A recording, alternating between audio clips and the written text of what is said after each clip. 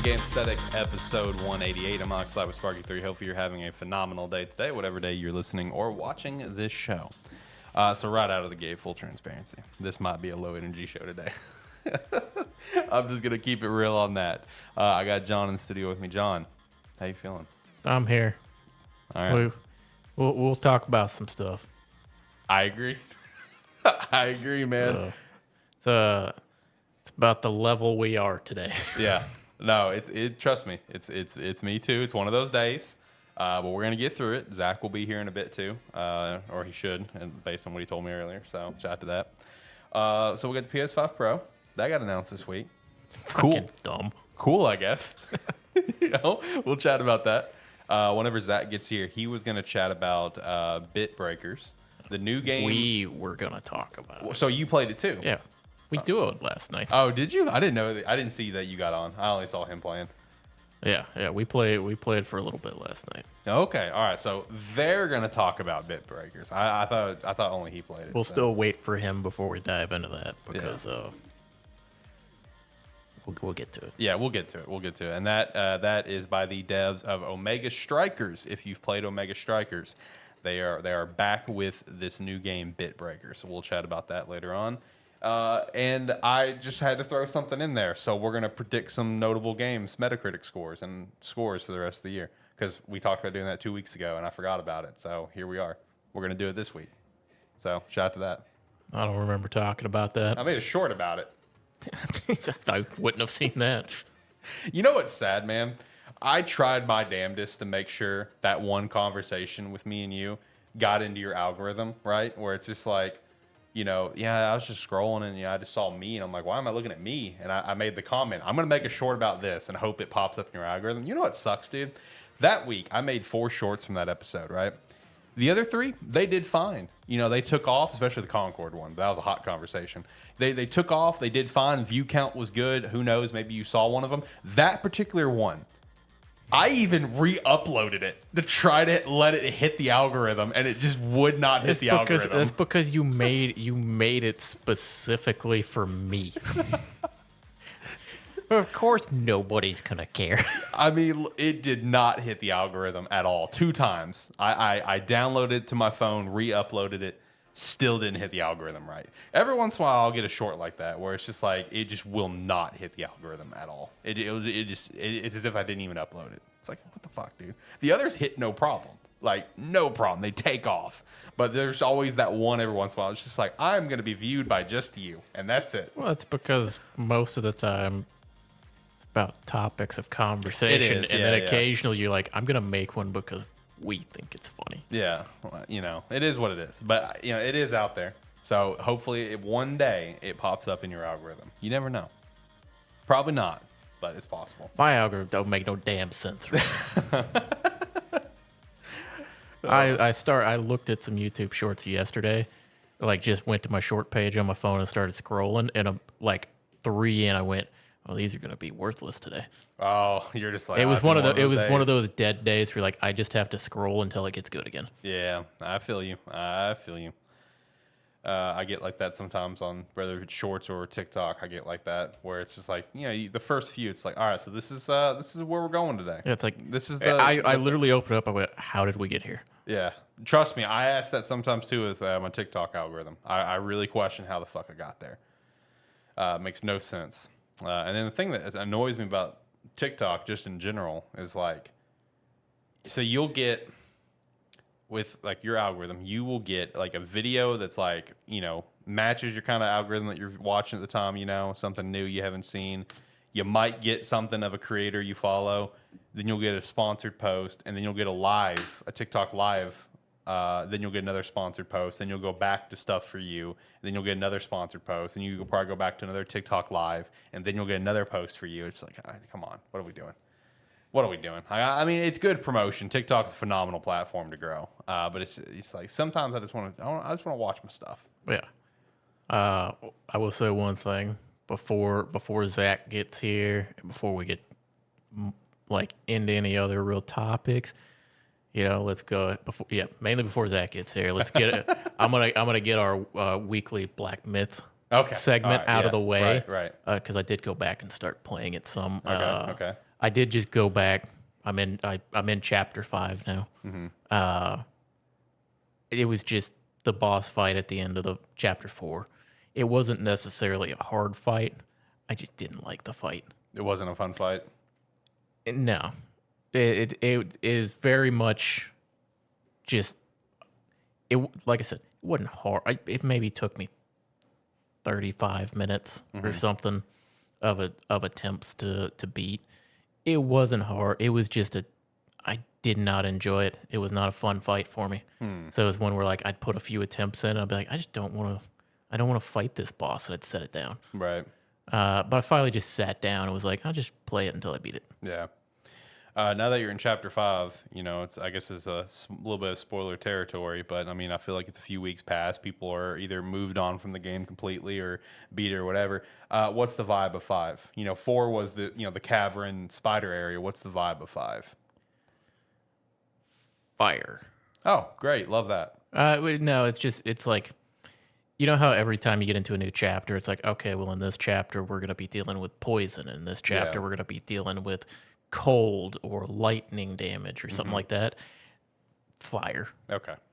It's like, so far, everything is fire-based. Okay. It's like, everything's got fire attacks, your fire raining from the sky, and like, at least in little sections I've been in. So yeah, it seems like this is going to be the fire level.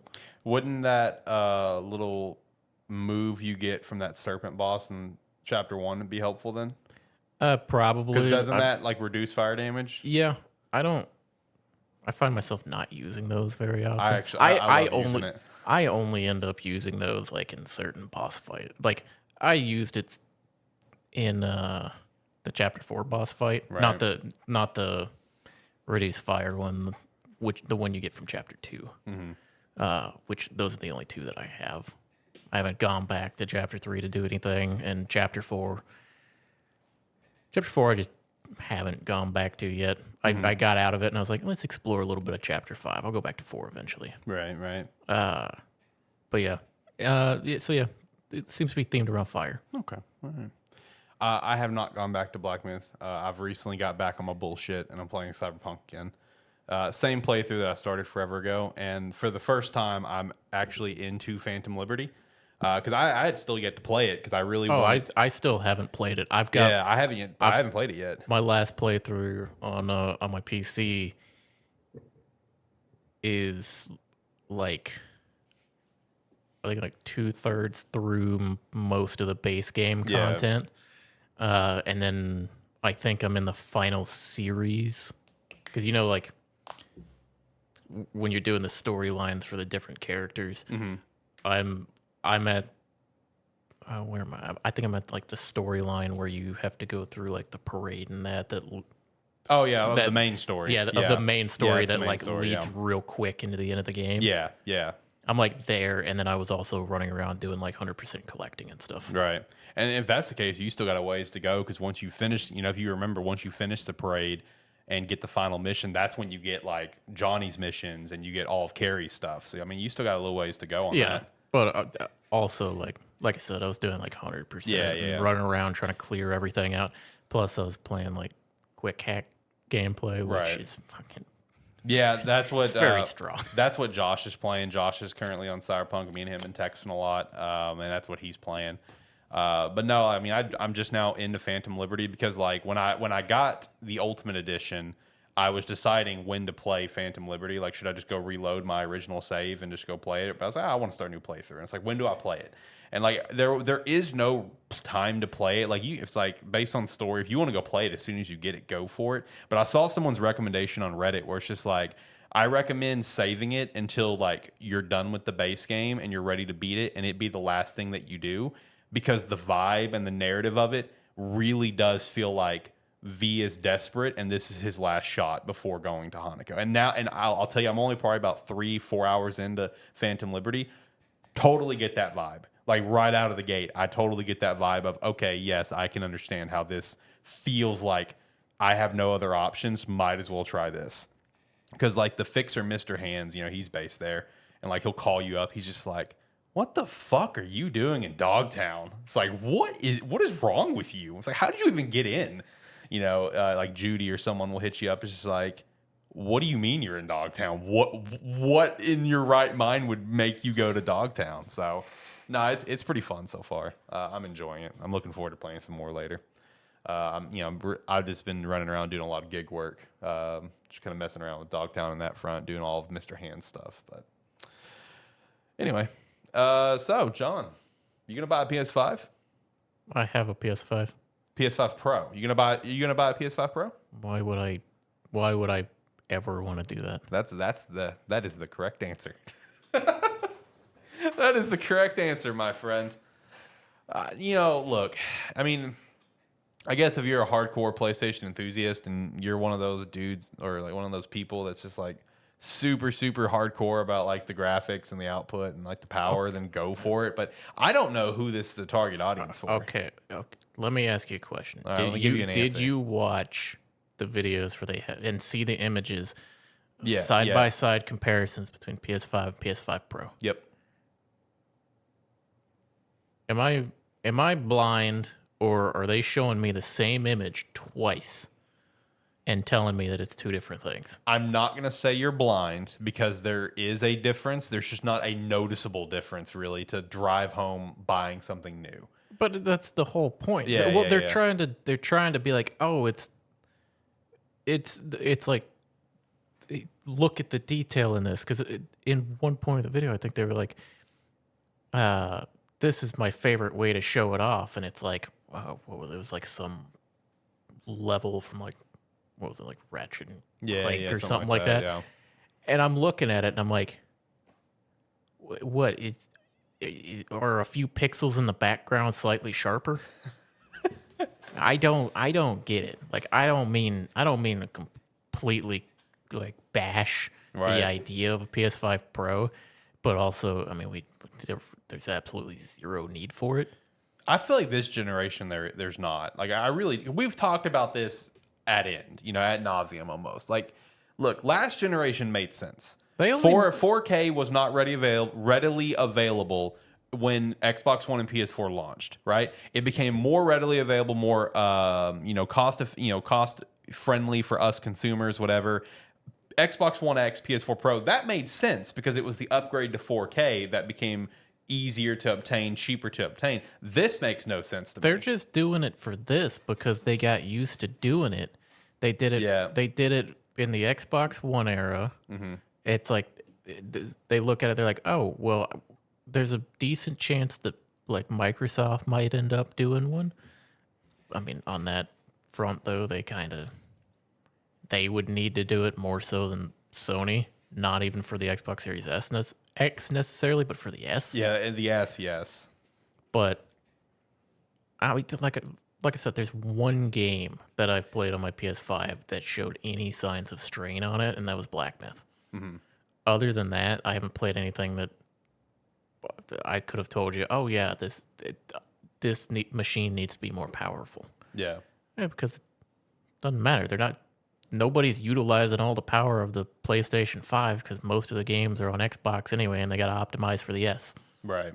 So nothing is utilizing all the power. Yeah, I mean, there's only been a few cases that really felt like, okay, this is kind of next gen, but it wasn't anything like groundbreaking per se. You know what I mean? Like, I feel like the Insta Switch fast travel stuff of Spider-Man 2, that had some next gen feel, but it's still just like that's not pushing the console's limits. You know what I mean? No, that's quality of life more than anything. Yeah, it is. So it's like, with this PS5 Pro, especially at a $700 price point, it's just like I don't know who this is in the market for, because it's like, I mean, you're gonna have a 2 terabyte SSD. That's cool. I have 2 terabytes right now because I can just go out and just buy an SSD or NVMe drive and install it. So shout out to that. You have the upgraded GPU, which is 67% more compute units than the PS5 and 28% faster memory. But like the big thing they keep harping on is like the advanced ray tracing. It's like, well, ray tracing is pretty, but like ray tracing is not enough for me to go buy a console. Here's the other part of this. Like they list off these percentages. Like it's this much. It's 67% more powerful. It's 38% faster. numbers mean nothing. Because when you show me what are supposed to be your best examples of the benefits of moving to a PS5 Pro, and you're like, look at what it was and look at what it is. And I'm like, okay, well, yeah, that sign in the background is slightly more clear. Tell you what, I'm never looking at that sign in the background. Yeah, when I want to know, I want what is in my immediate vicinity. And I don't want the background to look like ass. But it looks fine. Looks great. I don't need it to be necessarily sharper. You think when I'm playing I'm going to be looking at the fucking leaves in the background right 400 yards away? No. I'm looking at what I'm doing. Yeah, right.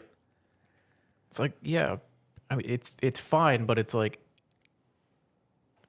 the listing off numbers that are higher for the sake of being higher rather than it actually being a meaningful difference to gameplay. Right. They're just saying numbers at that point. Right. Which is kind of my gripe. Like as you were reading it off, I'm like, hey, that means nothing. Yeah. It's like you're just saying you're telling your your players and the people you're trying to market this towards what you tell your shareholders to like in your business meeting. It's like, well, it's going to be this much more powerful. That's why we need to make it. It's like, yeah, but do we need it to be that much more powerful? Right. No. Yeah. Also, it's $700. Like, right. Now, I will say this, and like I saw, some tech experts kind of weigh in on it too, and I agree with them. From what Sony built with the console and the price point, I mean, technically it is a good price based on the components that's in there, because like to get similar power, you would have to spend a pretty decent little chunk for a gaming PC if you went like a PC route, because a lot of people like to immediately look at that. But it's still just like in the console market, leave PC out of this for a second. I understand PC master race. I'm not going to argue with it. Leave PC out of it for a second.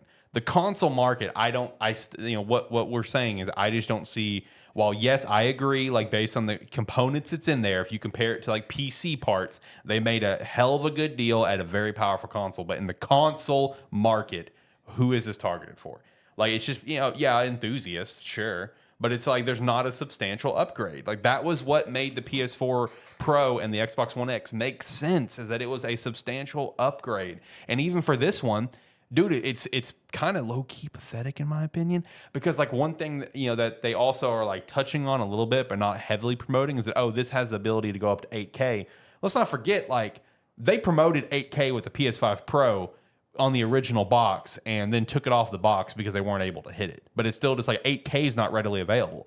Like, when the 4K thing came out in the last gen, again, it made sense. The 4K TVs were becoming more readily available and more cost efficient. I know me and you, I think both of us, we got like, good 4K TVs, at some point at good prices. I know me and another friend did too. It's like, they became, it may not be like the top tier brands like LG or Samsung, but they were still fine 4K TVs. And that's why those consoles made sense. This just doesn't make sense to me. Like, who is the target audience? Like it's like what you're saying. It's like when they're showing the side by side of the games, they're not showing anything to really drive home to warrant this. And then also on top of all of that, if you're like me and you like your physical games, like obviously there is no two bundles. It's a single bundle. Makes sense. I understand the single SKU. They already started going that direction anyway. But then it's like you want to tack on the disk drive. It's like, dude, you're looking at like a $900 purchase probably after tax, if not closer to $1,000. Like, bro, what? Like that's insane. The other thing is, it doesn't. Yeah, like the PS5 Pro. The only thing that like benefiting that is going to be for PlayStation developers. Like, true. First party PlayStation products are going to be the only ones that really benefit for it. Because like I said before, if it's going to be a multi-plat thing, they have to optimize it for the Xbox Series S. Or they just won't release on Xbox. Which kind of seems to be more of the trend currently, where it's like, well, we don't know how to optimize for that, so I guess we're not making for we're not releasing for the Xbox until we figure it out. Right. It's kind of been the approach some people are taking, but it's also like, it is in a sense, who is it for? and everybody can ask why. I mean, every video I've seen of people like looking at the, like reactions to the announcements, everybody's just dunking on it. Yeah. Because again, this doesn't make sense. Is the biggest thing. Like you said before, PS4 Pro and whatever 1X. whatever the yeah that's dumb as well. I mean the naming from Xbox doesn't make any fucking sense. They go by, they do whatever they want. But for the previous generation, it made sense because if you looked at the technology from when the consoles were released to the end of that generation, it was night and day. But if you look at like the PS5 and Xbox Series generation, there's not as much advancement in technology as far as what you need. I mean, yeah, people, it's like you may hear like developers talking about, well, like along the lines of it's hard to optimize for this generation. It's entirely, I'll keep hitting that point home. It's because of the Series S. And as much as I love the Series S, and I'm glad that it exists, it should not. It should not exist. It was a. We've made the point before. It was an excellent decision for the consumer, a horrible decision for everyone in the industry. Facts.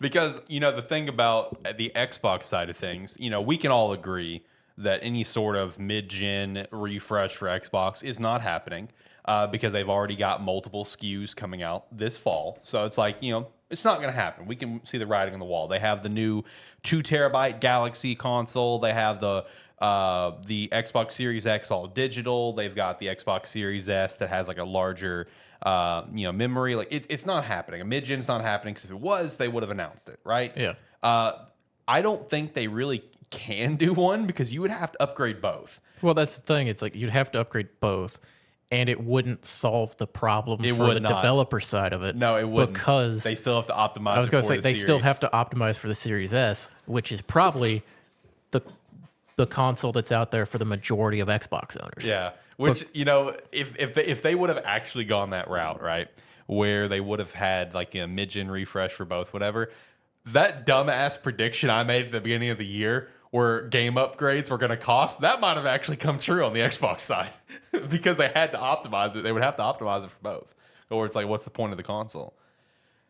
So, I mean, Xbox is not, they're not doing it because they can't, because they shot themselves in the foot with the Series S. Again, like what John just said, glad it exists, should not exist. Yeah. That's the best way to put it. Yeah, that is the definition of like a consumer product that all developers hate. Oh, yeah. Yeah. No, we shout out the one Suicide Squad dev, which, I mean, that's a different conversation in the game itself, right? They're just like, man, I wish the Series S didn't exist. Just from an optimization standpoint. What? It's just, I just remembered us talking about that. Yeah, and then yeah. my response just being, I mean, that had nothing to do with why that game failed. That's true. That's coming from someone who played it. I didn't play Suicide Squad. I thought you did. I know. Zach played Suicide Squad. I know he did. I thought you both did. I wanted to play it. Oh, but you just didn't. Okay, my bad. Well, I know Zach did. So, but no, with the PS5 Pro, it's just like, I know, like, I saw some statements that they're expecting like 13 mil to sell, and I'm just like, I don't know about that one, Chief. I don't know if 13 mil. Like, I understand maybe lifetime. Yeah, maybe. I don't even know if it'll hit that lifetime.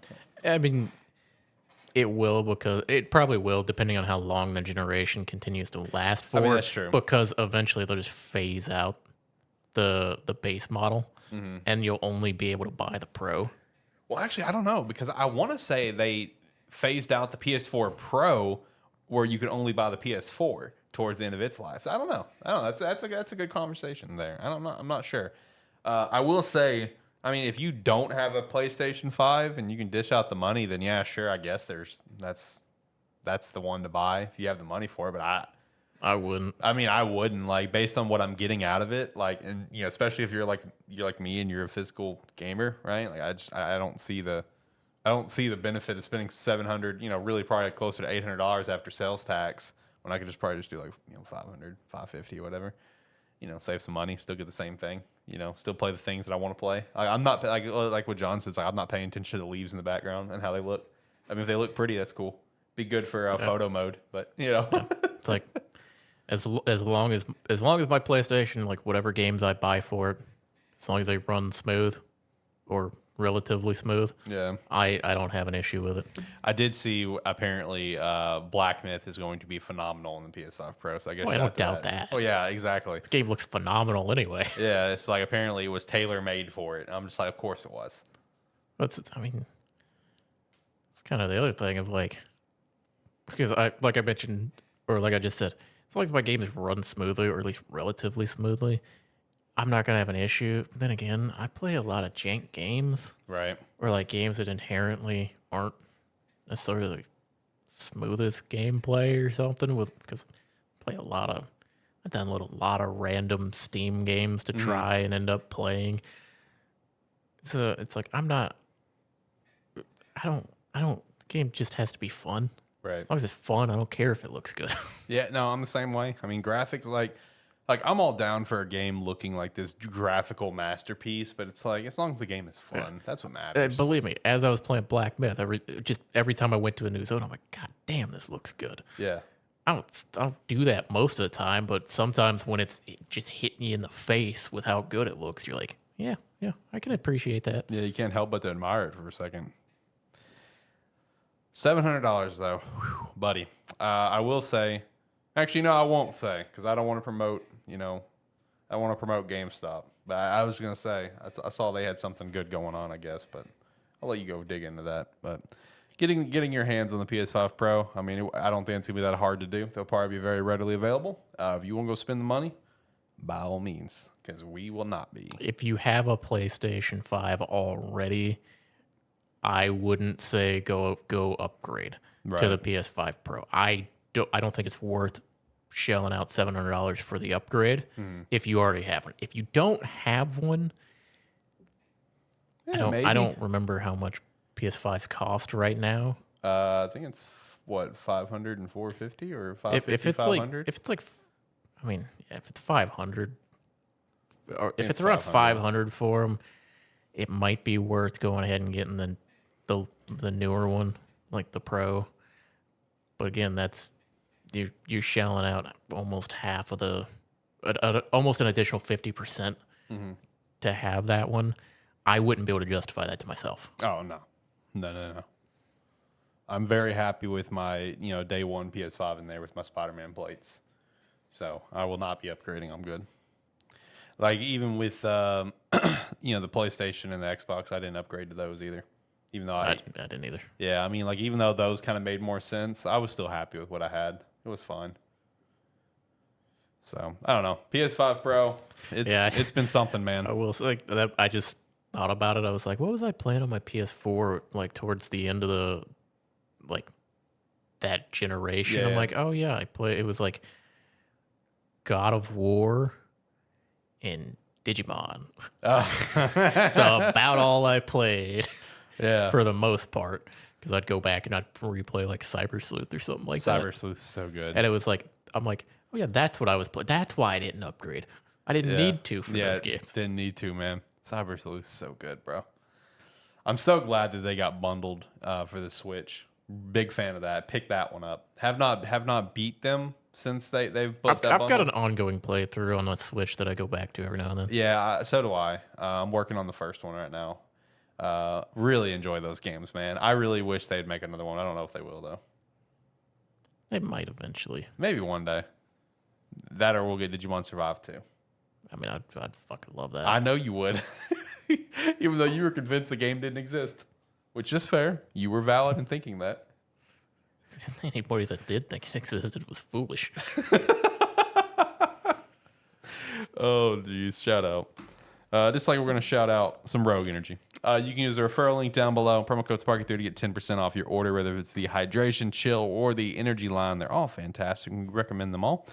For the energy line, for the cans, I definitely recommend Black Cherry Lemonade. For the powder, I recommend Rocket Pop, Great Popsicle, Strawberry Kiwi, Sour Candy for some starters, and Hydration Dragon Fruit Mango is fantastic. Again, use the referral link down below. If they have a better sale going on, that's perfectly fine. Don't use our promo code. Just use our referral link, and you're still helping the brand. All right, so since Zach's not here, we'll hold off on bit breakers. And I guess you and I will go through some predictions, buddy. We'll have the best time possible. So I have a very small selective list here. Like, I didn't want to overload it with like things that obviously wouldn't probably be the greatest. I kind of kept it to kind of notable ones. I mean, if there's something that you think of that's coming out, you want to shout out, please by all means shout it out. So what we're doing is we're going to go through some notable titles that's coming out the rest of the year and just kind of give a general prediction on where we think they may rank. Just for simplicity's sake, I mean, John, what do you want to do? Do you want to go Metacritic standards of like 1 to 100, or do you want to go by our personal grading scale? I mean, either way, though, I'm probably not going to be fucking close on any of this. Well, you know what? That's the fun of it. I'm going to circle back on this, and I'm going to see how close we were. Because believe me, my opinions would be heavily swaying of what I would say these games should get. I mean, some of these I don't care. It's just general predictions. I know, all right, we're gonna do both. I'm gonna get the board, and we're gonna also do Metacritic. I am gonna, before we really start on it, I'm gonna throw one in here for, I believe, September. We're pretty close on it. Okay. We're pretty close to the release date of it, and that's that. What was it? Introia Last Song or whatever? Oh, yeah, the Souls-like game coming out. Yeah. R score wise, I'd say 8 out of 10. Very good.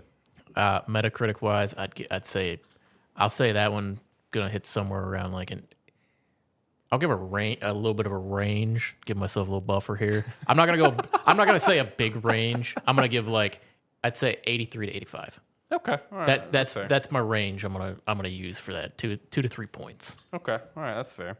You know, just to help us out here, let me pull Metacritic up on my phone so I can use that and look at like the top rated games of the year, because I do have one question about all this. So let's see, Explore Games, best like games 93 or something. So the highest one is still obviously Shadow of Erdtree is the expansion. That's 95. But actual standalone game is Astro Bot at 94.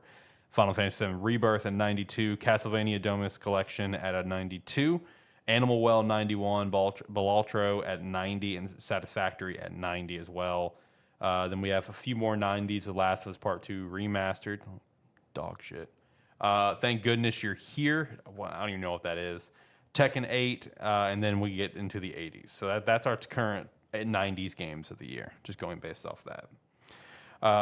So going through the little list that I've got, and there were some that I took out because I think they're about to come out. Like, did Marvel Capcom come out, or is it about to come out? I don't know.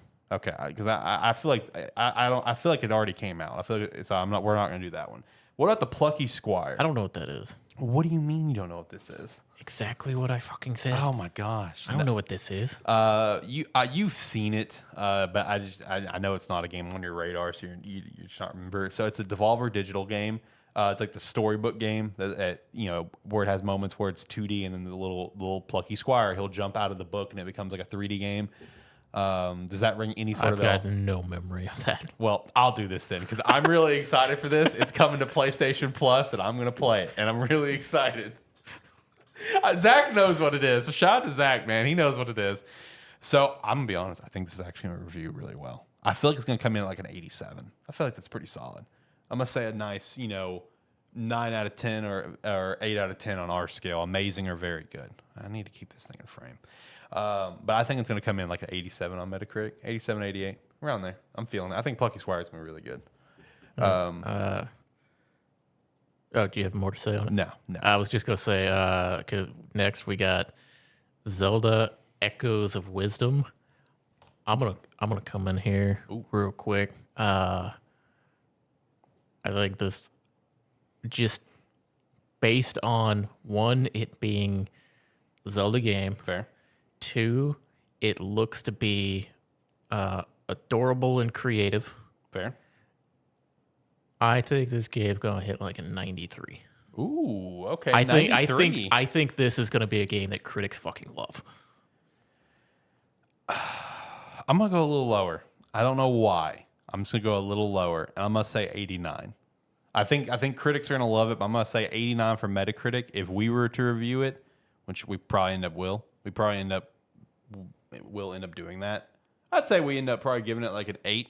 I'd say. I'd probably agree to that. I mean, it's a game. I don't know if I'll pick that up on release. That is a game I plan on playing this year. All right, so Zach's in chat, and based on what I'm seeing in chat, my only assumption is the dude's driving because he's had to correct himself 3 times to try to say what he's trying to say. He is informing me that Marvel vs. Capcom is in fact out. All right, so I'm glad I took that off the list. But he said the first thing he said was McCain is put. Was the first message. And then he typed MVC, and then he typed is out. So I'm assuming he's driving or he's multitasking in some capacity. So shout out to that. But no, Zelda though, I can see it hitting up to 93. I can see that. I'm giving 89 vibes. It's one like that. My range would be 91 to 93, but I think 93 is the top end of the range. I don't think it scores higher. That's fair. All right. Look, there's probably some more September games that are probably notable. That's why I threw the one in. Yeah. Because it's probably the other like one that I would see getting like reviewed decently well, and I don't think it's gonna be a pop off game, but I think it's gonna be a game that like Souls fans are gonna love. Right. It's kind of like the one I just shout out. Thank goodness you're here came in at 90. I have no clue what that is. I've never heard of that. It's gonna be one of those potentially, or it's like it's gonna get reviewed well, but some people just won't hear about it. No, people are the genre fans are probably going to enjoy it, and also it had a really good trailer at like Summer Games Fest. Okay. All right. Fair enough. The past year, or Game Award, probably both. Yeah, probably both. Who knows? That's where it got my attention, at least. Okay. Going into October, the first thing I had was the Silent Hill 2 remake. So out of curiosity, I looked up Silent Hill 2, the OG release, came in at 89 on Metacritic. Do you think it's going to match that score? Because I personally tried to go with that same mindset when the Resident Evil 4 remake came out, because Resident Evil 4 OG was like a 97 or some shit. It was super high. So I was like, all right, I'm gonna call it. The remake's going to come in at like a 97, 98. Do you think the remake of Silent Hill 2 is going to hit 89 at least to match its original release, or do you think it's going to come a little bit lower? Long time waiting for this one. Beloved horror classic. It's going to match it. It's going to match it, if not go 1 point above. So like right there at 90. It's going to be 89, 90 in my opinion. Not necessarily, mostly because this is a game that people look back on and love, and these remakes so far, like with the Resident Evil and that, everybody has universally loved them, and with how beloved this game is, as long as it's done to that same level of quality that people have started to expect out of like the Resident Evil remakes, this should easily hit the same point. See, that's my mindset as well. Because like the thing about this game that like people love so damn much is like not only is it just like a really good horror game, like apparently it has a phenomenal narrative behind it. Like I know our other buddy Zach absolutely adores this game because of the narrative behind it. Yeah, I've never heard anybody speak ill of this game. I've only heard universal praise. Yeah, so I would like to think that it's going to come in at 89, 90. I would like to agree with you on that.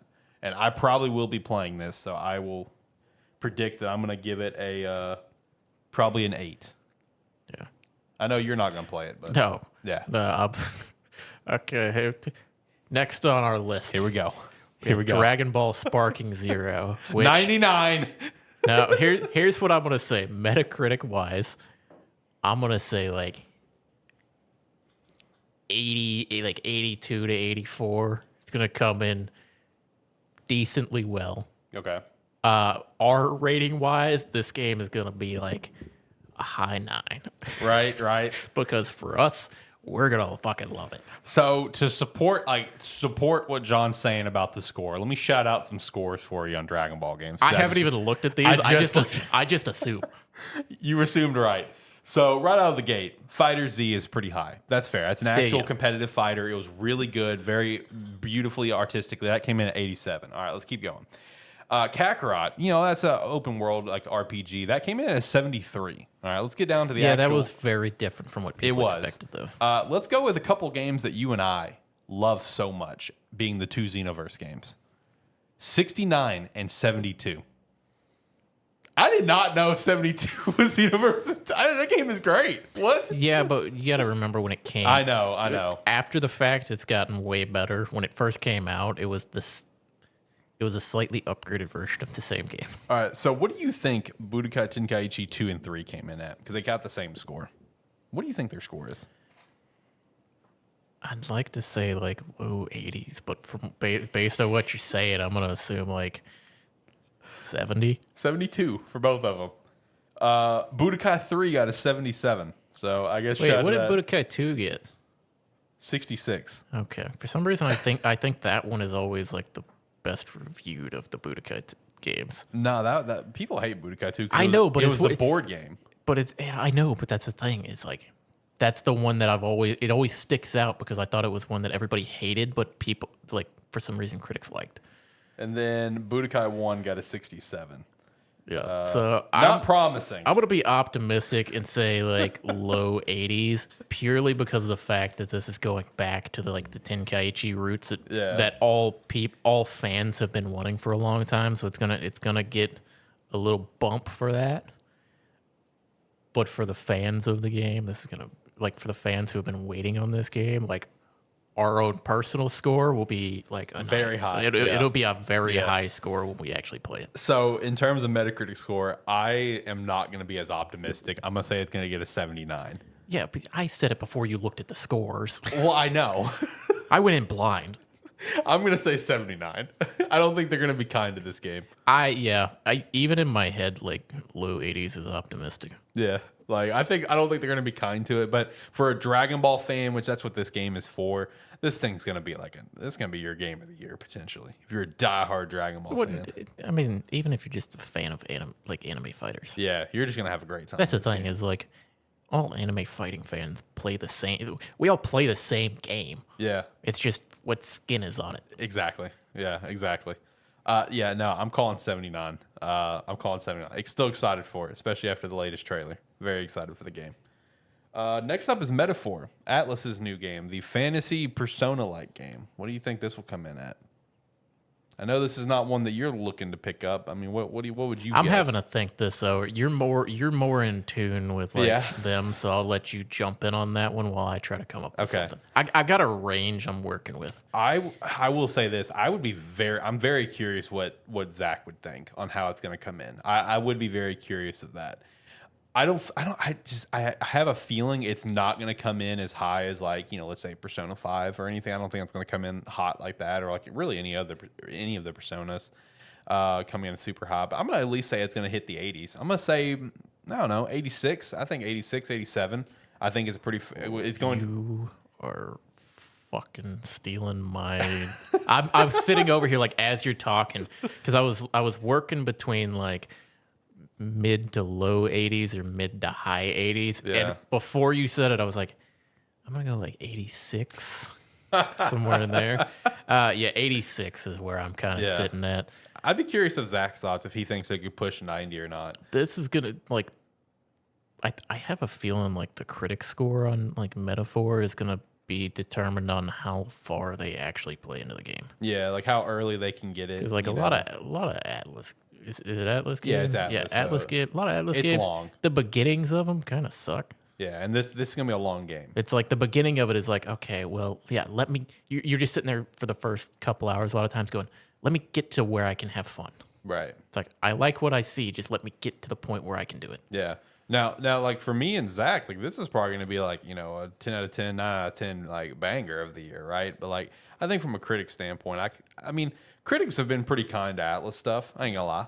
But I feel like 87 is kind. I feel like that range is kind. I can see that. I'm skipping over the next one because I want to get to. I want to talk about COD. All right, we'll do COD next. Call of COD. Duty Black Ops 6. I'm coming back to the other one, but we can do COD right now. Yeah, I just wanted to jump into this. I'm saying low 80s. Low 80s. Low 80s. Okay. Low 80s at best. How would that fare? Let me look. How would that fare versus other releases? Let me look that up. I feel like this game is gonna be fucking split down the middle. People are gonna love this game, and people are gonna hate this game. So Modern Warfare in 19 got an 80. Let's see. Modern Warfare 2 got a 75. Oof. What was the last Black Ops? This is 6. Yeah, 5. Where's Black Ops 5 is like 5 years ago. Okay. 5 or 6. Didn't have no, it's more than that. Didn't have like a different name, or is it Black Ops 5? It was Call of Duty Black Ops 5. Okay, I wasn't sure. So like Cold War a few years ago, 76 people did not like Cold War. I was gonna say that's like Vanguard. Forgot that came out recently. I was gonna say that was it's 73. like maybe closer to 7 years ago. Yeah. Yeah, have not been kind to some recent CODs. I'd say like you're barely like 80 to 81 is probably as good as this game is hoping to get. Man, what an era the original Modern Warfare was. Call of Duty 4 Modern Warfare came in at 94. Modern Warfare 2 came in at 94, and Modern Warfare 3 came in at 88. What an era that was, man. That was a great. For Black Ops 6, I'm gonna say at best it's gonna be an 82. I played the open beta. I mean, it felt fine, I guess. It didn't do anything to re-spark my former love for FPS games. It's like, all right, well, I'm kind of wrapped up here. I have seen a lot of hilarious clips of like diving and taking a shot for someone, so that's funny. And seen a lot of clips of the bodies thing. Seen a lot of clips of that one. There is, I was looking at maybe there is too much going on. There's too much technical shit that you'd have to keep track of in that game. Too much movement options, too much of that. I don't want to do that. Right. So this is not going to be a COD to pull you back in. I'll probably play it. Yeah. I'll probably play it a little bit, but not enough to be like the last time I really jumped in. Right. No, I'm gonna go with you on this, and I'm gonna say that it's gonna be like at best low 80s. I'm gonna say 79 is my official score on Metacritic. I'm gonna say a 79 is my official. All right, now going back, we're gonna hit Super Mario Party Jamboree. So all the hands-on previews of this game all kind of indicate what I was already kind of thinking was the strong possibility that this is going to be the best Mario Party game on the Switch, because that's not a big competition. It's not, but I defend Super Mario Party. It's not that it was a bad game. It's a game that didn't have enough. Yeah, neither of them had enough. Superstars or Super Mario Party, and that's the one thing that Jamboree's done really well on is fixing the complaints of these two, and then even giving more, to my understanding, including throwing in characters that people have wanted to be a playable character for a few years now. Like Pauline just got added to as be a playable character. So shout out to that. I'm gonna say like 83. I was gonna say 83. Yeah, I think that's gonna be a really good score. 84. I don't, in my personal opinion, I don't think like a Mario Party-esque type game really I don't think it should score higher than that necessarily, because I would never call like a party game like that a masterpiece, right? Or anything of like that.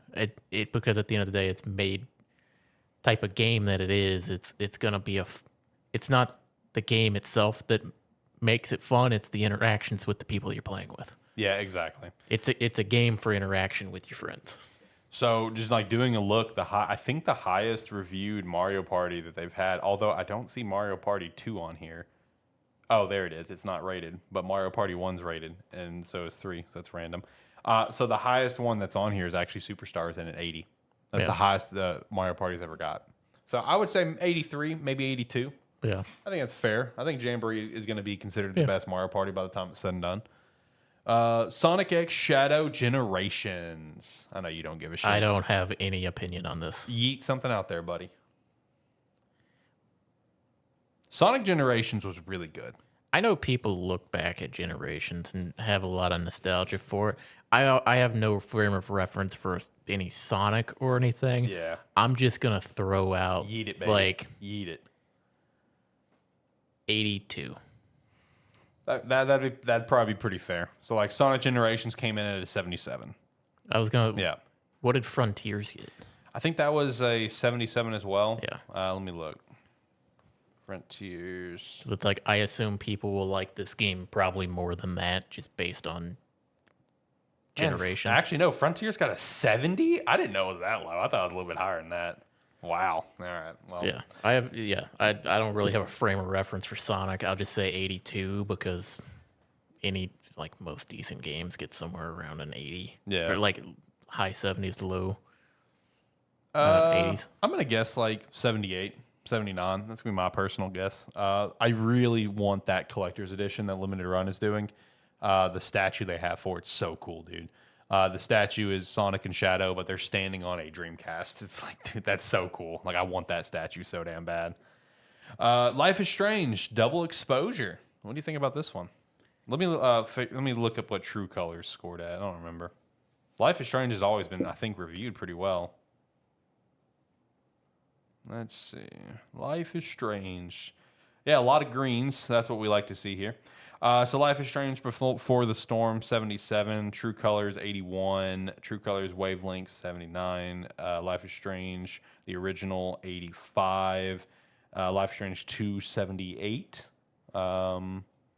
I'm not going to go through all the different episodes. That gets you enough of a gist. So I'd say, yeah. I'm going to say actually 86. I'm going to go high on this one. I was going to say 84. Yeah, I'm going to go high. I'm going to say 86 is what it's going to come in at.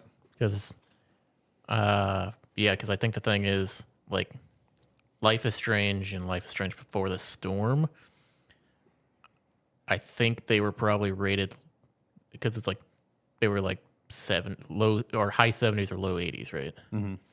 I think that was like, they were rated that way, but then I think people tend to, for Life is Strange, that is the nostalgia point for Life is Strange that everybody wanted to see the continuation of.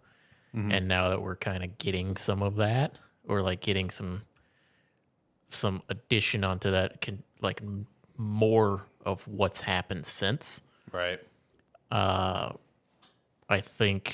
think this is going to be a case where it's going to score higher because people have wanted to know what's happened. Yeah, people's been waiting on this one for a while. Hello, Zach. Hey, Zach. Shit. What? It's going to be shit. You need to calm down. Life is Strange double exposure is going to be fantastic. Yeah, you should have came in on the one before that. It'll be a disappointment.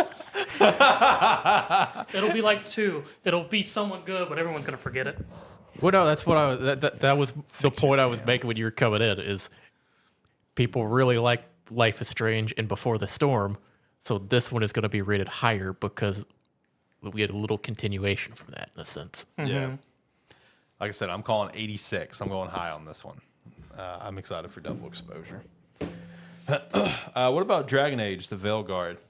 BioWare needs this. They need something positive out of this. Let's go with a hard 78. Hard 78. All right, so the lowest Dragon Age game to date then. 75. Oh my God, you guys are being very harsh. I think this is going to be one where I'm going to be honest. This is the one that I'm hoping is going to be better than I'm expecting, but I have no real high expectations, and I like Dragon Age. Right. I think this is going to be a game kind of like Inquisition, where it's got its own weird.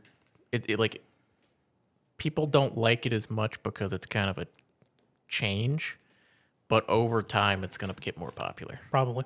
That's where I see this. I think initially it's not going to get the best reception, but then as people kind of settle in and just get used to it, they're going to go, actually, we really like this. I'm going to be honest. I think more fondly about Inquisition now versus when I originally played it. That's what's going to happen with this game. I think it's going to come out with middling scores. Hindsight with Inquisition, I'm like, it's not as bad as I felt it was. It was actually pretty decent. Yeah. I'm going to say 80. It's not going to be the highest rated Dragon Age game by any means. I don't think it's going to be the lowest because, like, based on Metacritic, Dragon Age 2 is actually the lowest. I could see that. Yeah, it's at a 79. Yeah. So shout out to that. I think it's going to come in at 80, which, while that's not a bad score, I feel like that's going to be like almost like not what BioWare wants. You know what I mean? Like this is what this game in a sense almost feels kind of like BioWare's comeback game. Like is the way they are framing it. You know what I mean? Again, I'm hoping it's better than what I'm anticipating. Yeah, trust me too. Because if this game if this game stinks in any capacity, I'm losing faith in Mass Effect. I'm losing faith in the new Mass Effect. So I really want this game to come out and just be a smashing success. This is gonna be like like in my opinion, the equivalent of kind of like Hellblade.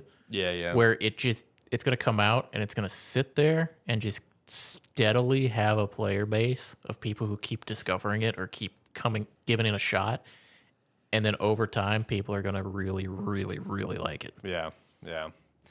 God, man, I hope it reviews well. I really do. What about Mario and Luigi Brothership? 82. I think 82 would probably be pretty fair for it. I'm gonna say I don't know what this game. I remember seeing the name. I don't know what this game is. It's a Mario and Luigi game. yeah, it's the return of that series. I'm gonna say 84. And that seems to be kind of in line with everything 80. else. 80 to 82.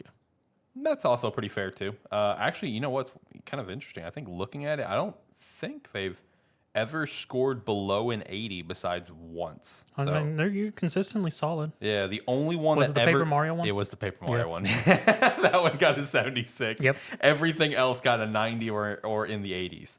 So I would like to think it's going to hit probably mid 80s for Brothership. I'm excited for it. I'm excited for this series to return. John, Dragon Quest 3 HD 2D remake. What do you think? I've already seen articles of people like of like people saying you're not gonna be ready for the remake. I don't know how well critically this is gonna come across. I would say 87.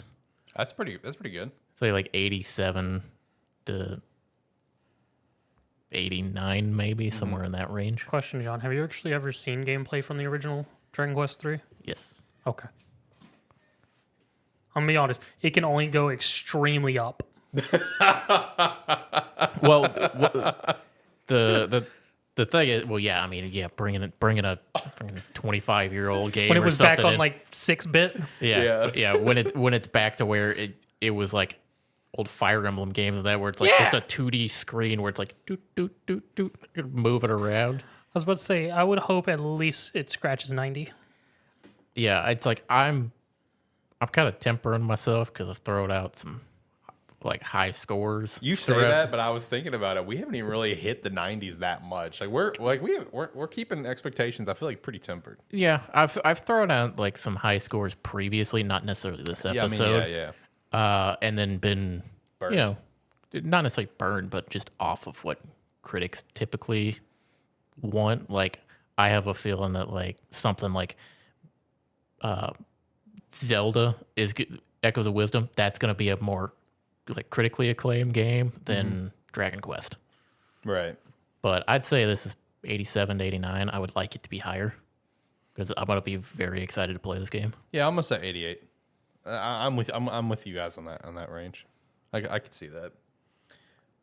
How do you think Assassin's Creed Shadows is gonna review? 68. Oh God, oh buddy. I thought I was going to be harsh on this. I thought I was going to say like 72 and think I was going to be harsh. The last one was not very promising, gonna be honest. Oh my gosh. I mean, from what I've seen of this, I'm not impressed.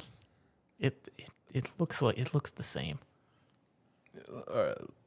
Let me do some fact checking. I mean, it might be the lowest rated Assassin's Creed at 68, where I'm putting it. I think the only thing that could be lower than it was, I think, like the PSP specific one. Let's see.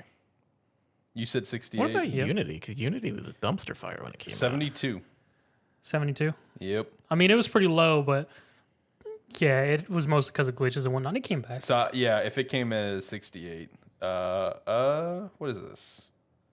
Okay, I mean, well, yeah, this one. I don't know if you can count this one. It's one of the Chronicles games. It's China, the Chronicles China game. That I don't know if we can count that I one. mean, I would. They count it as canon. All right, well, it's 69 then. So yeah, still the lowest that you're throwing out there. Uh, So I'm probably off the mark, but I can dream.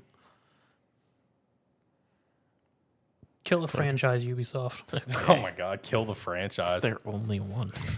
It's not their only one. It's the only one they care about. It is Yeah, the only one they care It is about. the only one they care about. I'm gonna say I'm gonna try to be a little generous. I'm gonna say a 74. Who would have thought the high score for one of these was going to be 74? I'm gonna say 74 for Assassin's Creed Shadows. I'm gonna try to be a little generous. You know, a couple points higher there. What about Stalker 2? This long, unfortunately delayed game. I know you're excited for it. I think This you're is the only my one dark here. horse. Yeah, This is my dark this horse is your of the dark year. horse. Yeah. I'd give it a nice sweep in of a 84. I'm going to say this is going to be my dark horse pick for the year as far as like critically acclaimed games. Mm-hmm. I'm going to say this one's going to scratch like 92. Ooh, okay. I think I was this thinking one, high, but I wasn't thinking that high. I have I mean, this is one I'm probably going to end up playing this game, but also for some reason, like I keep seeing like news about the game of like people. It just seems like every time I see something about it, it's just kind of general excitement for the game to come out. I mean, that's a lot of what I've seen on Stalker 2 when it So- first got on my radar.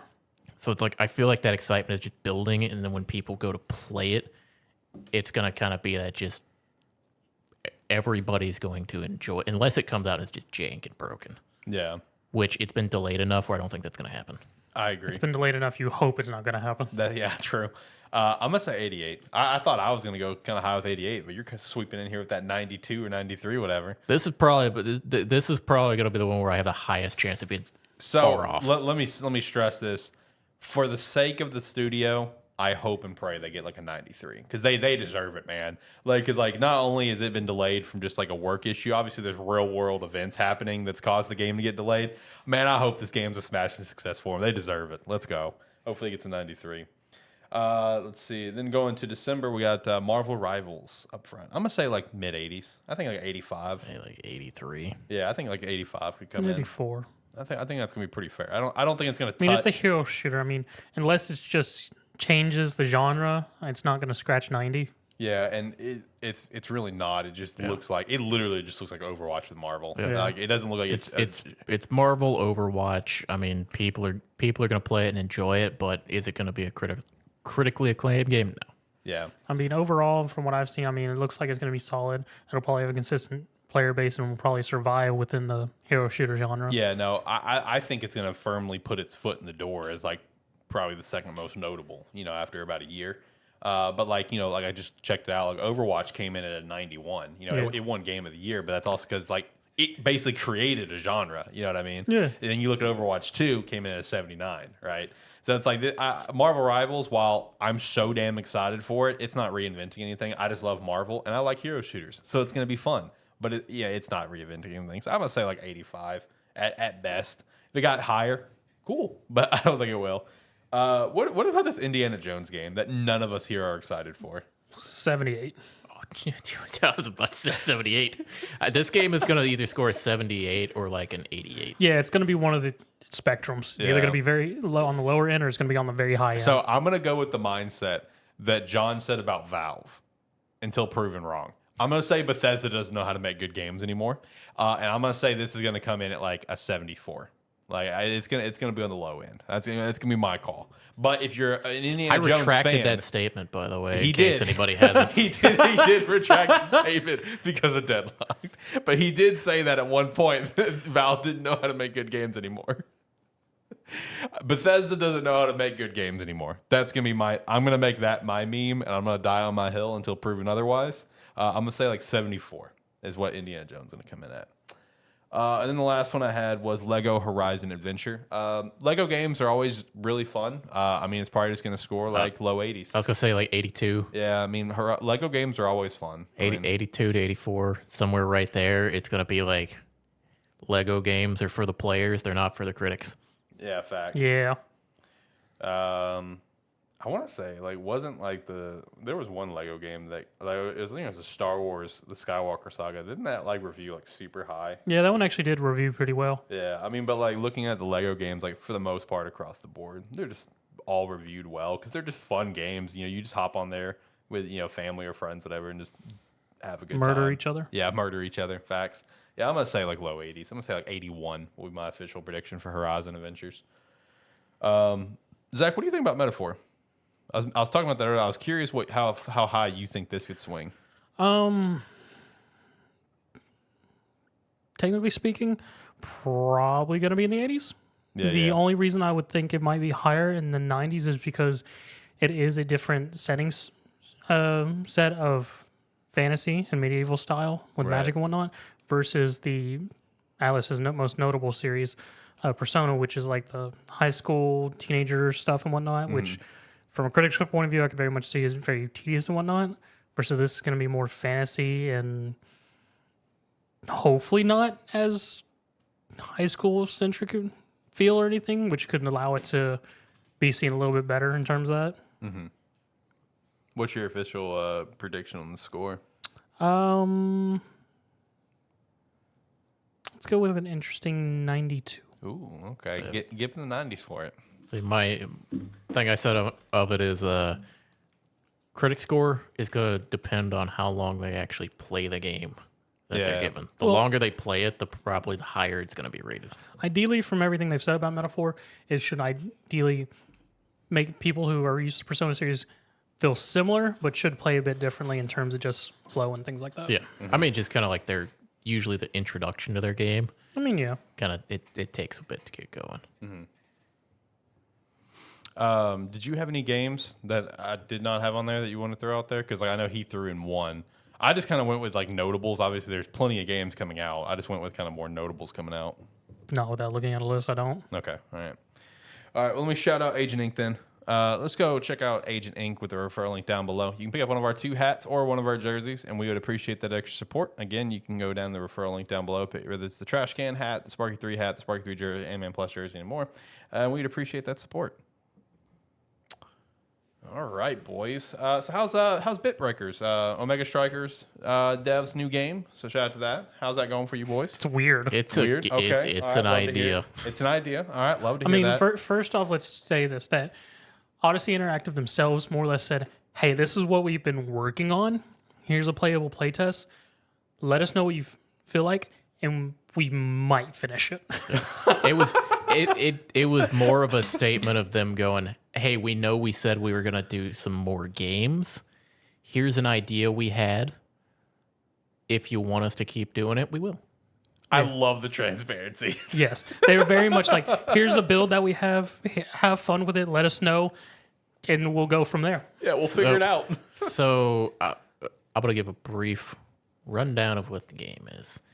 This is a team-based 2D platform brawler BR.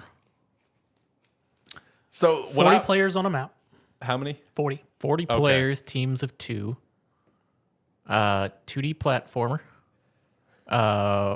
And 2D brawler. Okay. That's the setup. That's the setup. That is the game. See, when I Googled this game to get a picture for the thumbnail, like the first thing that I saw was an article was like Super Smash Brothers Battle Royale. I'm like, what? Yep. was like, That's what? exactly what it is. It's like, what? Yeah. It plays just as weird as it sounds. Okay. All right. Sounds good. Controller scheme makes no sense. Nope. Perfect. Love it. It's weird. It's one of the... I mean, overall, in terms of what we in this play build, it is definitely a concept in the works. It is very obvious. I mean, overall, what we got, it is actually very entertaining. It is intriguing. In terms of BR and brawler platformers, it's something new. Fair. New is good. Unique is good. In terms of the brawler platformer side of it, it's not stock. It's health percentage. Mm-hmm. And in terms of actual fighting, it is weird. There's no, which was my big thing, is just it has no follow-up, just normal combos. You have your basic normal attack of neutral, up, sides, down, and then your specials, and then a heavy attack of neutral, up, side, down. Yeah. You have a normal attack.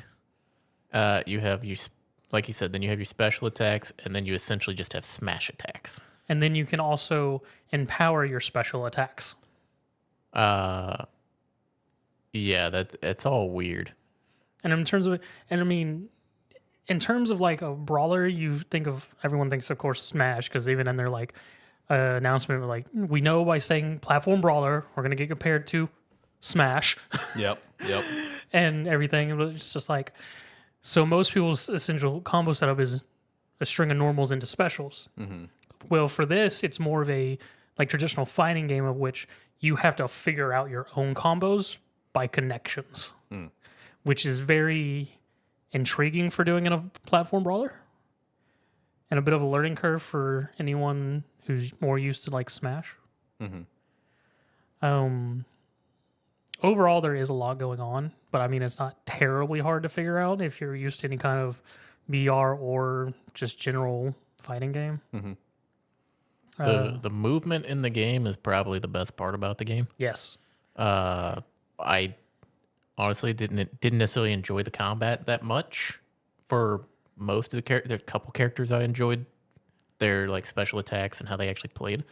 The movement, though, I did enjoy the movement. Had a lot of fun running circles around people that were trying to finish me off.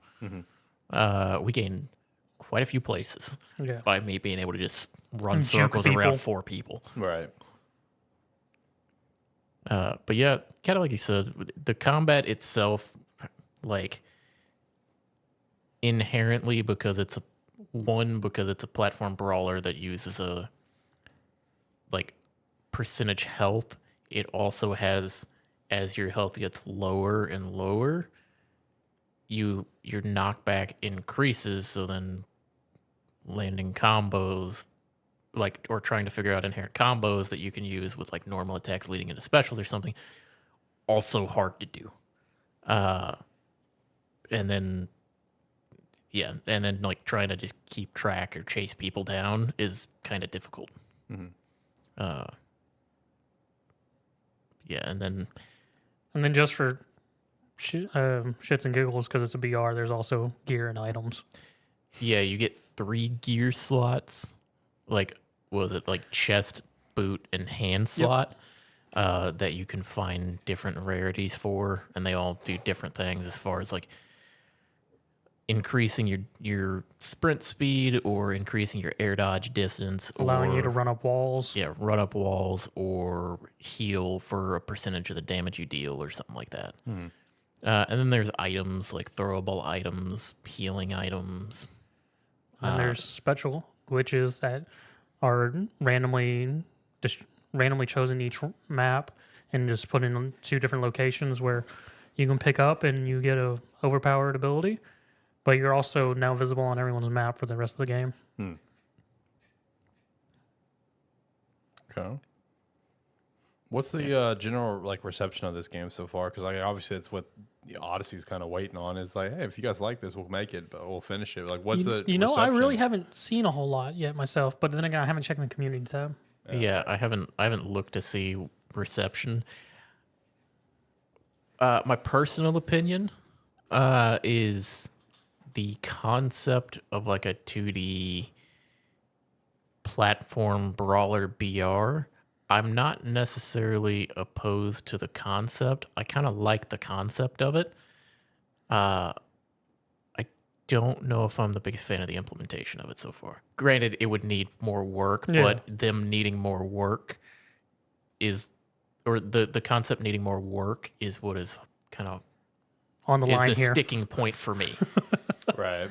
It's like they need to be convinced that it's a good idea to do it, but I need to be convinced by them doing more for me to want to continue playing it. Yes. I'm in the same boat as John. I mean, in terms of concept, it is very interesting and it was entertaining for definitely something new and a different experience in terms of both platform fighter and BR. My biggest thing would just be have more fluid combat iteration, because I've played through most of the roster, and in terms of just overall being able to jump in and play, there is a bit of a gap besides like Juliet, Amy, and I think now we're probably the easiest to string some sort of combination together very quickly. I think Now was the only one I didn't end up playing. And honestly, like Juliet seems to be like, if you're just jumping in and want a character to play and have a decent idea of what to do, you can kind of just hit buttons on. Yeah. That's kind of how Juliet's always been. Yeah. Even in like Omega Strikers. I mean, personally, the character that I was able to actually string some stuff together with inherently, not even necessarily Luna, because Luna was just, you have big hit boxes and You big AoE just kept hit dropping boxes. rockets. No, it's actually Rune. Oh, really? Okay. Rune was the one that made more sense because most of the way people are going to try to catch you is they're gonna sprint towards you, dash through the air, and he inherently, one of his specials is I'm gonna put a portal up here. You don't get to go this way, and it kind of just blocks off some of the jump at you tools. And then his neutral special is he throws out like a little wave of energy, and it's just kind of like, I mean, you can't just stand there and take it. So you got to choose to engage or don't engage. And if you back off, well, I can just kind of try to set up around you. And the best thing about it is when he uses his energy bars for that, it just becomes a giant wave across the whole damn screen. But yeah, it's a weird one to say because, like I said, I'm in the boat of I kind of like the overall concept, but I want to play a more polished version of it. But they won't make a more polished version of it unless people they can convince them, if the players can convince them that it's worth it. Yeah. Which, just doing a quick little search, obviously there's no reviews on Steam because it's playtest, whatever. Yeah. Didn't really get to dive into the discussions because, I'm trying to keep the pace of the show. But like just going based off titles, there were some positive. There was one title that said, I doubt this is it. Looking at the Steam charts, the highest peak was 2,700 players. I mean, but me and John talked about that last night after finished playing. It was like, I wouldn't expect it to be higher than that just because literally you had to be following Odyssey Interactive to even catch a whiff of this. Yeah, right. Because this has only come up in like the last 2 or 3 days. Yeah, 2 days. They literally just posted about it a day before. They're like, servers are up. Yep. It's like, come play this, I guess. Yeah. And it's also one where, like I said, it's a concept idea, and it's one that we haven't really seen. We've seen this idea done as a like 3D brawler, like fighting type BRs. We've seen that. I forget what the name of the game was. It was like DKO or something. It was more like the wrestling BR type game. Oh shit! You guys talked about it before. Yeah. One of you did. I don't remember what it's called. Yeah, the one that's dead now. Yeah, I remember that. I think it was like DKO or something. No, that is Divinity Knockout, which is a high-res game. That is a 3D brawler, but a different type of one. Yeah, it was something Knockout, I think, or at least that's stuck in my head. There was we've seen that kind of done before, and it had a pretty good community around. I knew people who played that. It looked interesting. I just never played it. Now we have like kind of a 2D variant of that in a sense. Rumbleverse. But yeah, it's like, so now we see another kind of concept of that. Like I said, interesting. If they decide to continue making it, that'll be interesting. Like I said, I'd like to see a more polished version of it. And at least now that it's shown out there somewhere, we may see more of them. Right.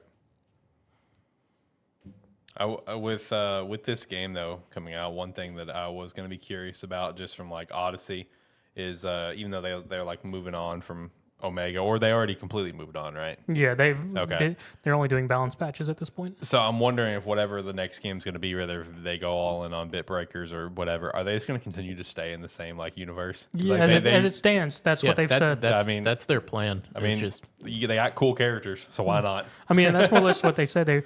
They felt sort of bad at leaving Omega Strikers because they didn't expect it to pop off as quickly as it did or as much as it did, but they kept to their plan and just like, we created all these characters. We're not just going to leave them behind, so we're going to bring them along. Yeah. It's like I guess their plan is like they'll make a game, support it as long as it makes sense to, or even then if like people are still playing it, be like, yeah, we want to make something else though. So we'll continue to give you balance pad. We'll continue to support you playing this, but we're going to actively move on from it. Right.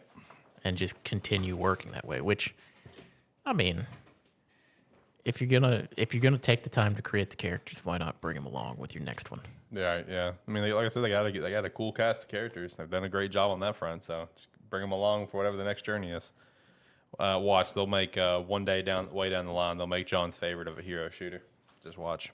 I mean, they could try. They could try. They got the characters for it. I mean, so far though, they very much seem like they're in that wheelhouse of we want to make something unique Yeah. because we got our weird air hockey brawler, and now we got a brawler BR. Yeah. Like they want to try to reinvent something, or like not even reinvent. They want to try to invent something. Is I think the better vibe for it. They want to give players a new experience. Pretty much is what I'm getting the vibe from. Honestly, Yeah. Hey, grade A effort. Love that. Is this available for anyone to try? yeah. You Okay. just got to wish list it on Steam, and then you request access. You'll get it almost immediately. Okay. Even in their Discord message when they went, it's like, "Hey, this is how you do it." You're probably going to get access, so just do it. Right. All right. Fair But enough. the servers are only up till Sunday. So, yeah. Yeah. Unless you're listening to this live, its servers are probably dead. Oh, rip, rip. Should have let off with that. Yeah. It is what it is. That's the other thing me and Zach talked about last night after we finished playing was, it had a peak of like 2,700 players. When we were playing last night, it had like 1,300 or 1,400 people playing it. But then that made me ask the question. I was like, what's enough players for a company like this? That's a good question. Because it's like Omega Strikers popped off for a little while, but its average player base, I don't think it was like more than about 14,000 on like any given day, like not picking anything out, like on an especially high day, and that seemed to be more than they expected to have. Yeah. So maybe like 2,000-3,000 players is what they expect for a game to be, or what they would have expected a game to be. Maybe that's what they're gunning for too. I mean, obviously you gun for more, but at the bare minimum, like, hey, let's just hit that and let's make a fun, creative It experience. just becomes, a thing for a studio their size, what's considered a success for them. Yeah, exactly. Man, I hope they hit whatever they're trying to hit. I do, because I'm all about trying to be creative and give players. And then the other thing is, besides just player base, what other metrics are they going to be looking at to decide, yes, we'll continue fleshing this out? Right. Yeah, that's a good point too. Probably just like the general feedback, whatever. Yeah. You know, how many users are in the Discord by ballpark? A few thousands? I don't think I'm in that Discord. I'm in a lot of random Discords. I don't think I'm in that one. My guess would probably be a few thousands, maybe. It makes sense to me. It has 81,000 members on it. Okay. Well, yeah, a few thousands then. Shout out to that. 34,000 are currently online. Okay. Shout out to that. So, I mean, that could be your potential measuring stick there. You know, as long as people are looking at the server. They may not be looking at the server. So, I don't know. Either way. You guys got anything else that you guys want to chat about before we go to weekly wrap up? Zach, you got anything? Got anything, buddy?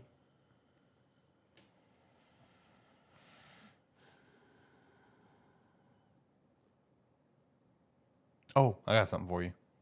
Should I Oh, no. I already don't like the question. spend No, I don't like this question. for Naraka Gold Oh, Jesus Christ, Zach. Not this again. or Metaphor? What are you going to do with Metaphor? You going to buy it? Counterpoint. You going to buy it again? Why not both? John. I am the enabler of the group. And firm card it is. Zach. I am the enabler until I ask the question, then you are the enabler. That's how this works. He's not wrong. But no, the sum of it is I've been playing Naraka again. I Okay. assume you mentioned a couple weeks ago that you wanted to get back into it. Yeah. Well, I guess a firm card it is there, buddy. No, I Oh got. no, not just for Naraka Gold. I can just pay that straight. Well, yeah, obviously. No, Zach, I got a shout out for you. I thought this was so funny when I saw it. What you got? The Sony doesn't have IPs video I put up. Okay. Someone responded to it, and they agreed with every single one of our takes. By the way, so shout out to that. But they did include in their comment, "Fat Princess is fantastic," and I'm just like, shout out to this guy because it's not only you listen to the full video because that was literally at the end. So thank you, I appreciate that. Somebody remembers besides me. I saw that. I did want to shout out that I saw a weird article that apparently for PS Plus or something, there's possibly going to get a not remakes but online versions of a Mr. Mosquito. Oh no, we're not bringing this back too. So I was like, cool. John got to will backyard sports. I got to will in Mr. Mosquito. No, Mr. Mosquito can go away. Backyard sports makes sense. Hey, how's it feel to know that we have the power? What have you willed back into existence? I just want to be included. I don't think I've willed shit back into existence. Shoot, John even killed a game. It's true. What did I kill? Starfield. It's true. Okay, I didn't wish ill upon the game. I just want to get that out right now. I protected myself. I protected myself by also giving it an extreme vote of confidence for that year. That is one of the best well-aged takes, man. Jesus Christ. Man. No, I haven't willed anything to existence now I think about it. You guys are leaving me behind, man. I got to figure something out. Sometimes you just got to aim for the stars. Look, I've been aiming for my own set of stars for a while, and it's just not happening. All right, Banjo's not I mean, happening. you eventually got Metroid Prime 4. Hey, you finally dug that hole But that deep was enough. happening regardless. Yeah, you gotta aim for smarter targets. I mean, okay, that's the better way to put it. I'm aiming for the stars, but I'm not aiming for the smart ones to aim for. I'm aiming for like realistic ones. Every like 90 to 2000, 90 into early 2000s kids like nostalgic PC game of Right. backyard sports. You're trying to bring like Conquer back. Never gonna I happen. mean, I did it. I just chose one of the most prolifically random ass PS2 games to ever come to the West. Fair, and the fact that it's now potentially coming back, you know, that motivates me that maybe something of random of mine's gonna hit one of these days. Okay. Also, speaking of that, it's like willing it into existence. I just don't think it's gonna happen. Bad fan here. Didn't know this till the other day when I was looking at flops. I did not know Conquer was considered like a commercial flop. Had no idea that. Did not know that. Did not know that. I would not know that either, considering it got 3 games. Yeah, no. Conquer's Bad Fur Day was considered a commercial flop. Huh. Yeah, no. It made the official Wikipedia flop list. I mean, I could see that for the time it came out. Yeah, that was the whole argument. That apparently it came out like the very tail end of the N64 life, and it didn't take off because of it. It had And it is a terrible very sales. mature game It's very mature, very niche for sure. for a Nintendo console. Yeah, exactly. And then Live and Reloaded, it wasn't a flop, but it didn't like blow the world up or anything. But yeah, I did not know that though. Shocked me when I was going. It was like that game is so fun. It's I was about to say it's you dumb would fun. you would not know that based on nowadays how people reference it. Yeah, no. When I saw that on the list, I'm like, what? It's like, what do you mean? It's like I look at I don't remember what the sales numbers for it was. It was bad. It was bad. Sales numbers for that game were not good. So I don't know. Shout out to that, I guess. So yeah, bad fan on me. Did not know it was considered a flop. But you know what? I guess between that and I guess between how terrible the young Conquer looked, I guess I understand why they're gonna leave that one alone. We're not coming back to Conquer. I can't believe someone thought young Conquer was a good idea. But anyway, you guys got anything else? If not, we can start going through the weekly wrap up. Nothing. All right, let's do it. Let's see. First thing, kind of interesting here. I read that's this morning. Kind of interesting. The entire staff at Annapurna Interactive resigned after dispute with the owner. Man, talk about a day at the office where everyone's just like, yep, fuck That's this. not a day at the office. That's a company going, yeah, screw you, man. Yeah, basically. Like, you know what? Respect. Like, respect. I started to kind of look into a little bit what it was about. Just, I guess, like a game direction, or it was a situation of, like, I guess they were being put to make a game that they just didn't want to do or something. So they didn't want to be like... They didn't want to. They want to make a Redfall, I guess. Yeah, Is they my didn't want to be vibe. Arcane Austin. Yeah, they didn't want to do that, you know. So I mean, hey, they read the room and they said, "Yeah, this looks bad. We're gonna lose our jobs anyway, so we're out."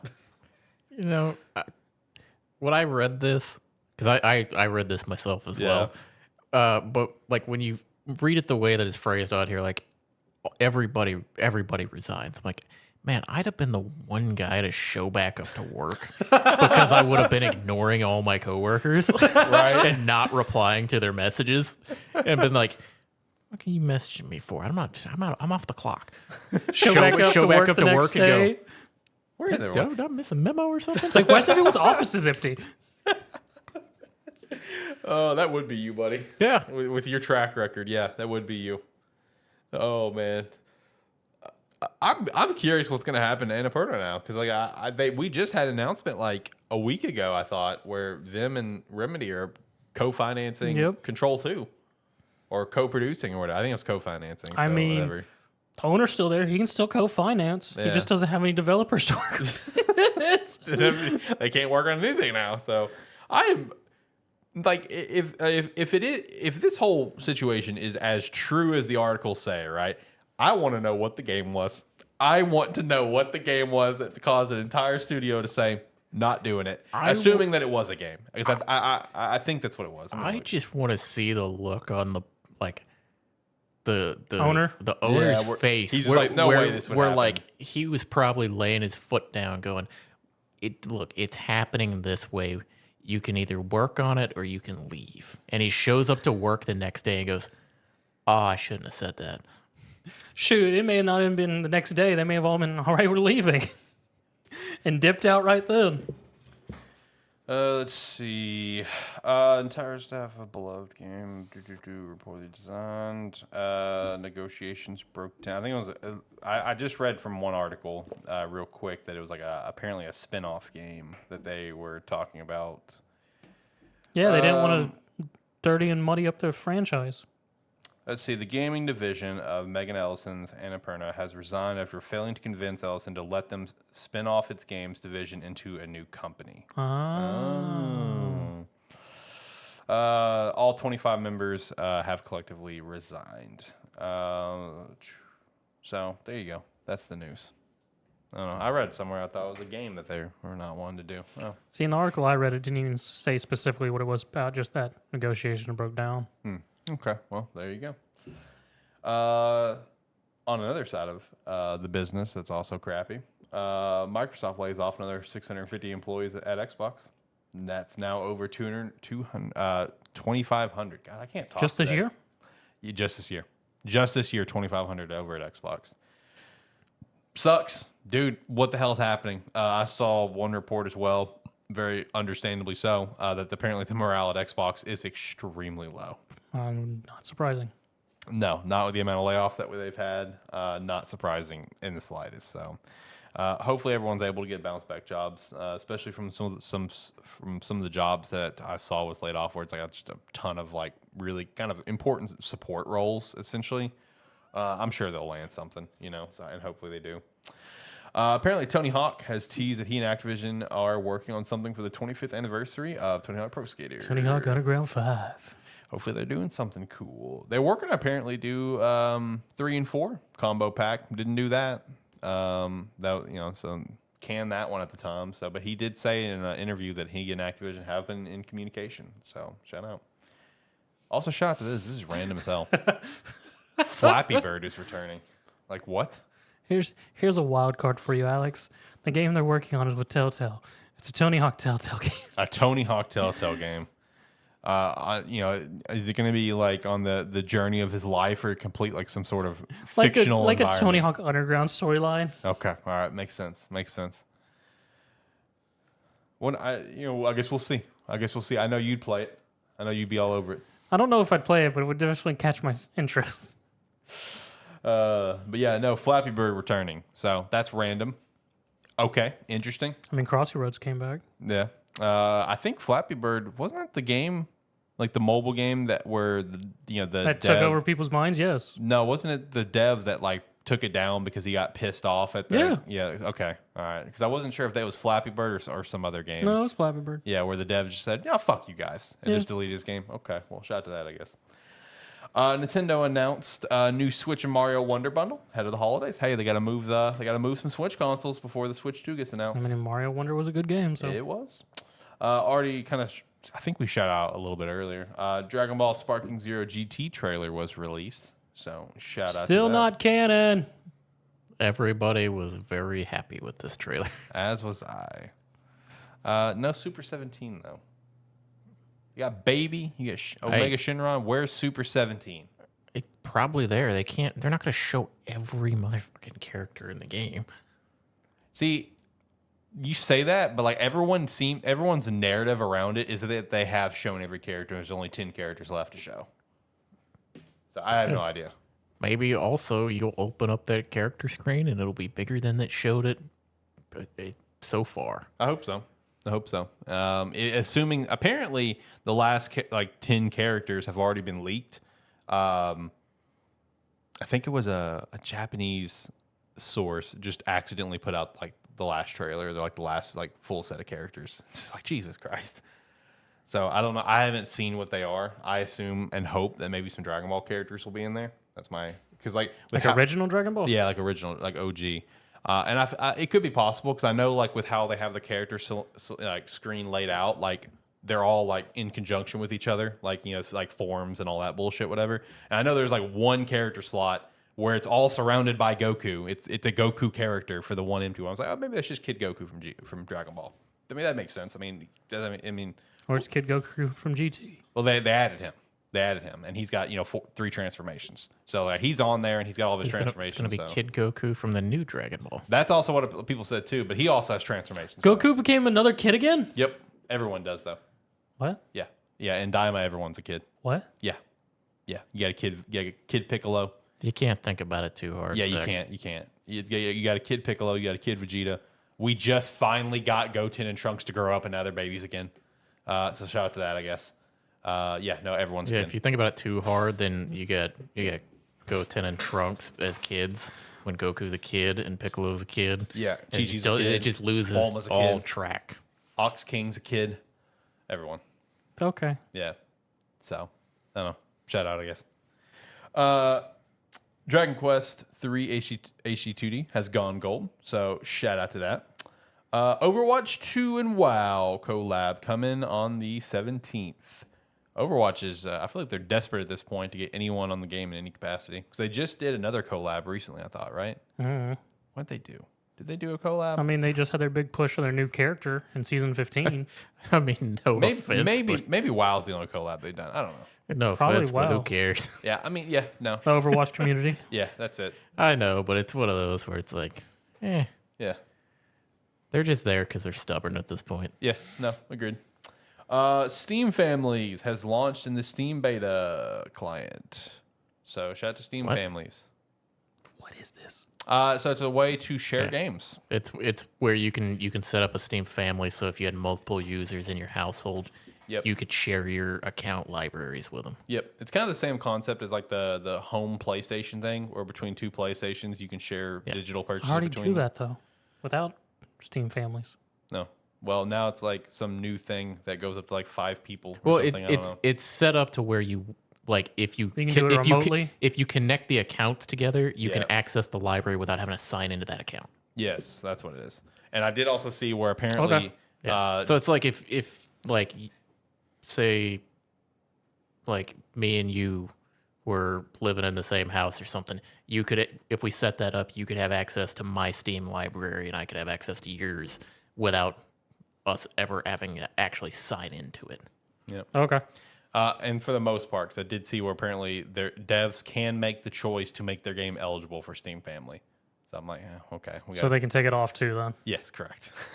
But it's been over time, more and more people have been accepting of that because Yeah. it's like a couple years ago they came out with they did the update to co-op, like couch co-op games where most couch co-op games only one player needs to access. Yeah. But you can remotely tie into it even if you don't own the game. Yeah. Thank you, A Way Out. True. Same thing with. They really did revolutionize co-op games. Yes, they No, did. They really did. Because, like, you know, they did it with A Way Out, and then It Takes Two as Yep. well. Because with It Takes Two, you can just download for free the Player 2 game. Yep. As That's long- how they did the Way Out. Yeah, so I'm looking forward to their next game. Next thing, Atlas could be preparing an HD remaster collection of some capacity of Devil Summoner 1 and 2 based on achievements that were found on Steam DB. Cool. Some of the ones hell is hard to find. Yeah, so it'll be a good pick. Be a good chance to play these games. All my first thought was what I sent you with that text Yep. was, cool. Now a collector's edition will be worth more. Yep, there you go. Pal World is set to come out for PS5 here soon. Woo! So shout out to that. I also saw where Pal World put out some like statement saying that their game's not changing. Yeah. Because there was some conversation that people kind of were talking about that it could potentially go like free to play or games as a service or whatever. Yeah, And live service, and they're like, no. yeah, that's not what the game was designed for. And for us to even try to switch it to that model would be a pain in the ass. So we're not doing it. I think they said something along the lines of, if we changed it to a live service game, we could make more money, but that's not the point. Yeah.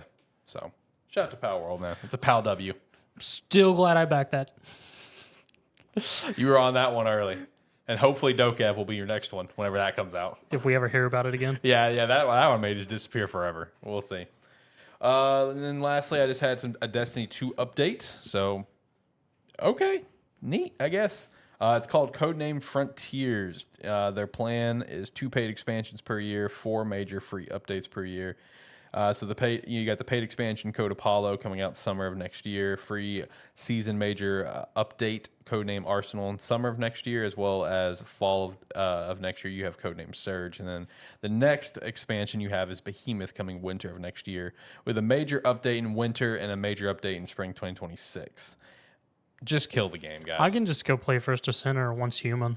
Just kill the game. Like, can we just move on, please? Like, just please move on. We have the perfect bow of Destiny 2. You put the perfect bow on it, and now we're just gonna whatever.